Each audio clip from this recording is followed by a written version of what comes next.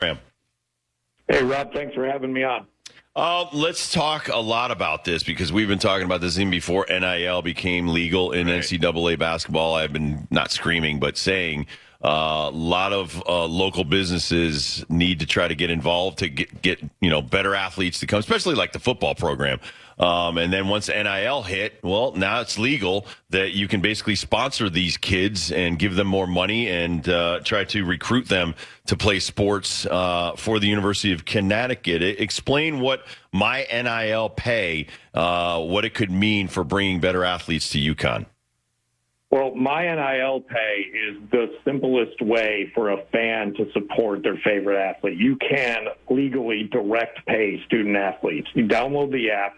All 500,000 student athletes are preloaded. Every school, every sport, every athlete, from D1 to D3, including any of your UConn Huskies, whether it's the rowing team or the basketball team or the football team. So if you want to give Tristan Newton, if you said, hey, Tristan, you had a great shot, you go, you look up Tristan Newton, you put in $20, you put in your credit card, and that's it. Tristan gets an email saying, hey, Rob sent you $20.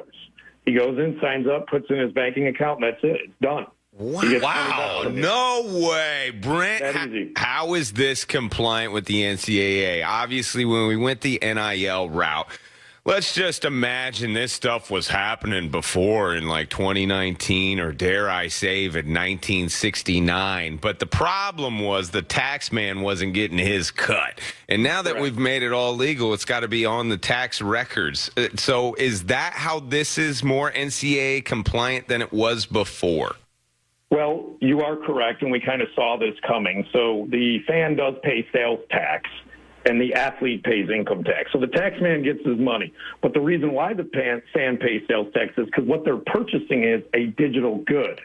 So the fan gets a piece of digital art with the athlete's name and digital signature. That digital signature represents the quid pro quo that's required by the NCAA. Okay. All right, RJ Cole is now joining us as well. RJ, welcome to the program, man. How we doing? We're doing great. Are you overseas right now? Yeah, where are you? Yeah, I'm literally in Lithuania right now. Modern technology. How is it? How is Lithuania? It's nice. I like it. It's a very nice, little friendly city. Like I said, this is my first day getting out here. I've been doing a lot of running around, so I haven't really had the chance to see it yet, but so far, it seems pretty good. All right, so RJ, we're talking about My NIL Pay, and from your perspective, former, Howard University and UConn great basketball player now playing professionally. How do you feel that this could have affected your career, and how will it affect the careers of the players that are in 2023? I definitely wish it would, came out when I was playing for sure. It would definitely been a long way for a lot of us. But honestly, it's about the new generation now and the new generation with the NIL. I'm just happy they're getting the opportunity to capitalize off some of the things that we weren't able to. And with My NIL Pay, that they're giving an incredible opportunity to these student athletes that put so much work into this. We have to, I know it's not going to be a $5 million thank you, but we have to thank you, sir, for what you have done for this basketball program. You are one of the originators to really turn the corner for this program to bring it out of the depths of what it was. And you obviously were following the crew last year all the way to a national championship is where that turned out. Now, like Dibs says, man, it sucks that you weren't a part of this NIL stuff 1 year later. But for all of that, what you guys did you know that you were harboring a new future, a different platform, a different world for UConn men's basketball when you guys were kind of climbing out of the muck? Absolutely. I think some of my former teammates can attest to this. When I was getting ready to leave, I told them, we were the ones who started this whole thing, obviously getting it back to UConn, back to national prominence. But they were going to be the ones to actually get it done. So we got to the tournament twice in my 3 years there. And we fell short in the first round each time. But I knew with Coach Hurley at the head of the helm and the guys that were returning that they were going to be the ones to get it done for us. And I'm happy, really joyous to see that happen.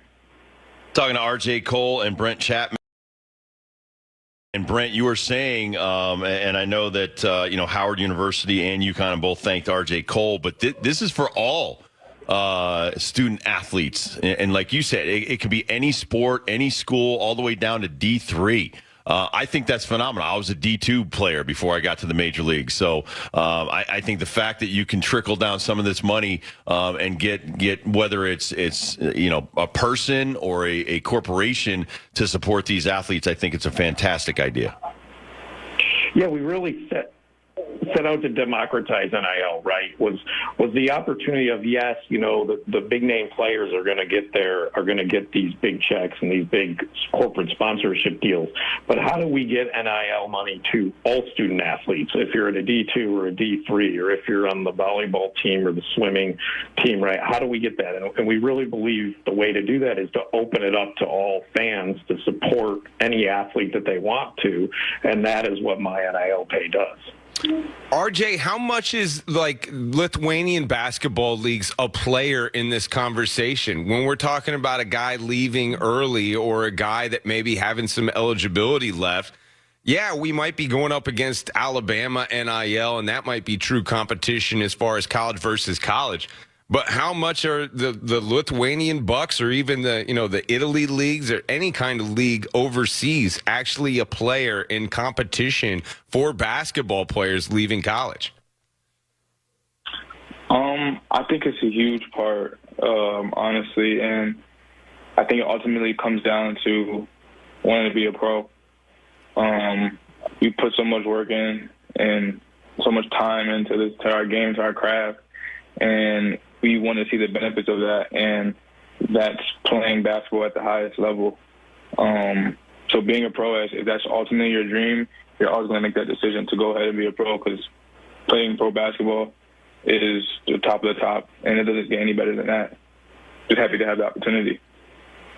We talked to Cam Spencer. We were at the Donnie Marshall, charity golf event yesterday, and Donovan Clingan was on with us. But Cam is basically, R.J. Cole 2.0. I mean, a lot of these guys are now. Caravan did it last year. Whether it's a fourth or fifth year guy, get an opportunity to transfer to UConn. What was that like for you when you came from Howard and you decided to give UConn a shot?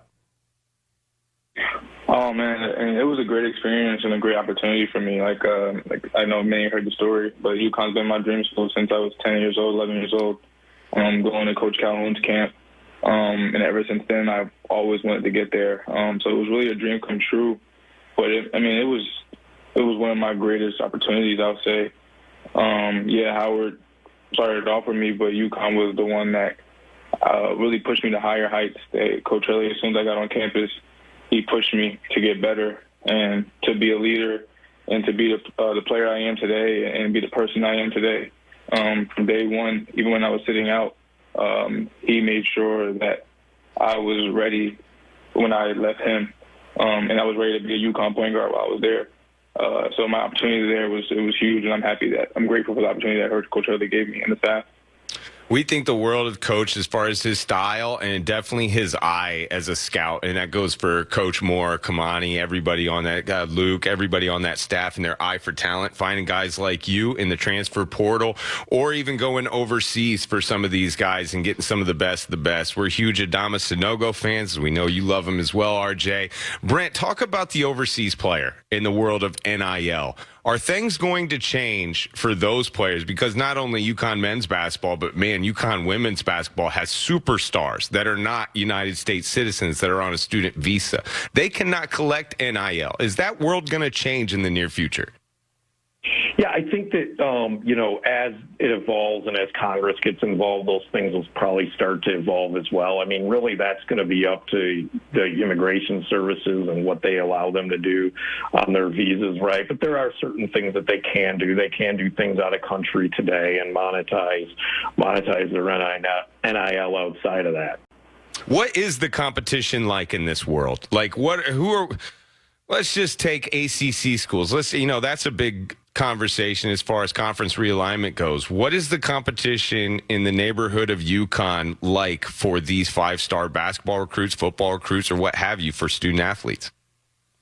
Yeah, I think it's incredibly competitive, right? And I think that because now with the NIL money in these bigger schools that are blessed to have, some collectives backing them that have some funds, right, that they can open this up. They can go look at junior college, community college, right, the junior college route. They can go look at smaller D1, D2, D3 schools, mid-majors, and they're basically using those as recruiting grounds, right, to bring players in. And so it becomes incredibly competitive in basketball schools like UConn and around the country, that those with money, with collectives behind them, can really build up their programs. And I think that's why we're doing what we're doing, is to kind of give those other schools an opportunity to retain talent.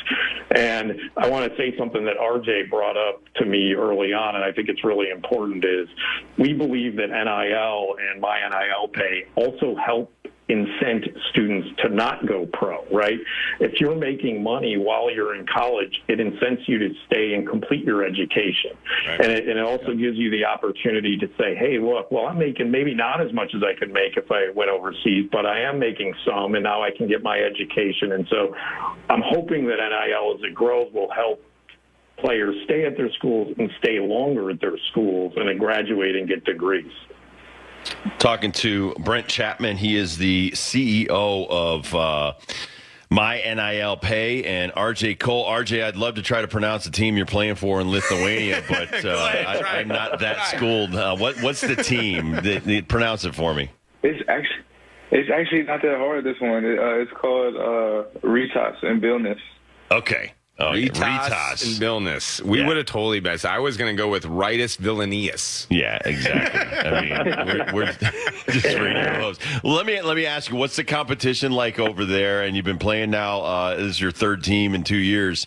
What's the competition like over there? The competition is definitely, like I think I said this earlier. You see, like, why the NBA is going after European kids in the draft. The gap is not that too far off, honestly. The teams are pretty physical. I know for Greece, it was a very physical league, high-level league, and it was like a mirror image of how you want to play if you were going to play in the Euro League, which is the top European league over in Europe. And then Germany was a little bit more fast-paced, get up and down, space the floor out, kind of like NBA basketball, guards going. You might have some bigs that are really good as well. And then Lithuania is my first opportunity, so I get to see what that'll be like this year. But the competition is definitely very, very good, and it's good to have a chance to go up against other people to see where your talent level is at. Whenever I have a European pro in my life, they always tell me stories about how they treat Americans, especially when you're on road trips and you're usually the target. It's kind of like how you deal with Providence or maybe St. John's or some of these schools that we play in the Big East. How has it been when you were in your time at Greece and what you expect in Lithuania as the American over there on the team? I definitely imagine it for it to be tough. It always is tough every single time they're at you. But I think that's what makes the European basketball great, because the fans are so invested into it. And as a player going into those type of atmospheres, you love it. Like, again, you said, it's like college in a way. And being a competitor, you're really up for those matchups because of things like that. And I'm just I'm grateful for this opportunity, man, to have played on my third team in 2 years already. I'm just looking forward to see where the journey takes me. RJ, Brent, thank you so much for a few minutes. This is a great opportunity for student athletes and for you two to be a part of it. Well, God bless both of you. It's awesome. Thank you. Thank you, guys. Thank you, guys. All right. RJ, be safe.